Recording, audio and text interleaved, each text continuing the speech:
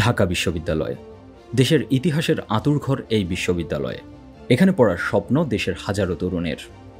ঢাকা শহরের বুকে একপাশে শাহবাগ, একপাশে সোহরাওয়ার্দী উদ্যান, একপাশে নিউ মার্কেট এলাকা, একপাশে বুয়েট ও ঢাকা মেডিকেল, অন্য পাশে বাংলাদেশ সচিবালয়। এর মাঝখানে 236 একরের বিশাল ক্যাম্পাস নিয়ে ঢাকা বিশ্ববিদ্যালয় দেশের অন্যতম গুরুত্বপূর্ণ স্থানে অবস্থিত। এই ক্যাম্পাস সবসময় প্রাণচঞ্চল। এখানে নানা রঙের, নানা ধাঁচের মানুষের আনাগোনা লেগেই থাকে। ঢাকা বিশ্ববিদ্যালয়ের বর্তমান ছাত্রছাত্রীদের পাশাপাশি বিপুল সংখ্যক দর্শনার্থীর ভিড় দেখা যায় ঢাবি ক্যাম্পাসে। এই ক্যাম্পাসের উন্মুক্ত পরিবেশের কারণে নানা সময় নানা অভিযোগ দেখা যায় ঢাকা বিশ্ববিদ্যালয়ের ক্যাম্পাসকে ঘিরে। শিক্ষার্থীরা প্রায়শই নিরাপত্তাজনিত অভিযোগ তোলেন। এমনকি অনেক শিক্ষার্থীর মতে রাতের বেলা মাদকাসক্ত ও ভবঘুরেদের বিচরণ ক্ষেত্রে পরিণত হয় এই ক্যাম্পাসের বিভিন্ন পয়েন্ট।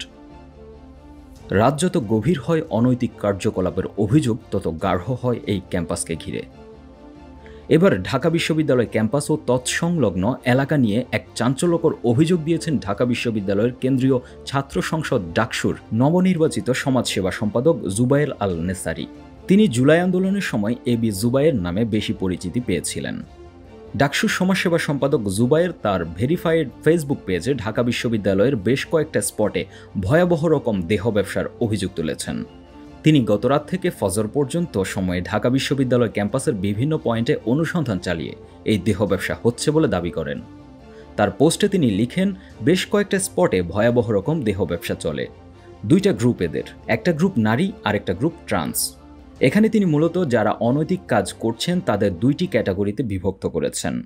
একদল নারী এই কর্মকাণ্ডে জড়িত থাকার পাশাপাশি একদল সমকামী টাকার বিনিময়ে পুরুষ খদ্দেরকে খুশি করার অভিযোগ পাওয়া যায়। মিস্টার জুবায়ের জানান, তিনি যেসব স্পটে এসব অনৈতিক কাজ হয় তার প্রত্যেকটা স্পটেই কয়েকজনের সাথে সময় নিয়ে কথা বলেছেন। তিনি পোস্টে লিখেন, নারীদের মধ্যে যারা এই কাজ করে তাদের অনেকেরই পরিবার আছে। পরিবার জানে তারা চাকরি করে বিভিন্ন জায়গায়, অথচ এসব নারী চাকরির নাম দিয়ে দেহ ব্যবসায় জড়িত হওয়ার অভিযোগ এসেছে। জুবায়েরের অভিযোগ, এই পতিতাবৃত্তির সাথে স্থানীয় পুলিশ প্রশাসনও জড়িত। তবে তাৎক্ষণিকভাবে তার এই দাবির সত্যতা যাচাই করা সম্ভব হয়নি। ডাকসুর সমাজসেবা সম্পাদক জুবায়েরের মতে, ইউনিভার্সিটিতে পড়ুয়া সমকামীরা বিলাসবহুল জীবনের চাহিদা মেটাতে এই অনৈতিক ও ঘৃণ্য কাজে নিজেদের বিলিয়ে দিচ্ছেন।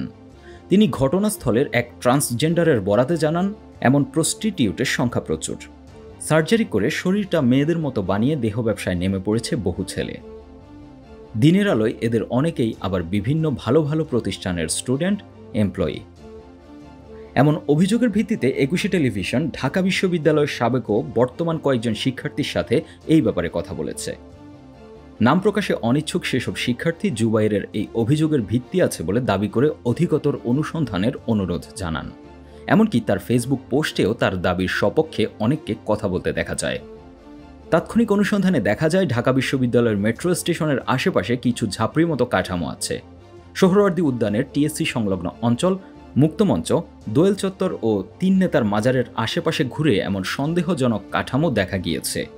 অভিযোগ এসেছে, দিনের আলোতে এসব নিরীহ চেহারার ভবঘুরে ও ছিন্নমূলদের থাকার জায়গায় গভীর রাতে পরিণত হয় পারস্পরিক দেহ বিনিময়ের আস্তানায়। শিক্ষার্থীরা এসব অনৈতিক কাজের ব্যাপারে বরাবরই প্রতিবাদ জানাতে দেখা যায়। তাদের দাবি, দ্রুত ঢাকা বিশ্ববিদ্যালয়ের পবিত্র ক্যাম্পাস যারা অপবিত্র করছে তাদের চিহ্নিত করে ব্যবস্থা নেওয়া হোক। Desk report, 21 television.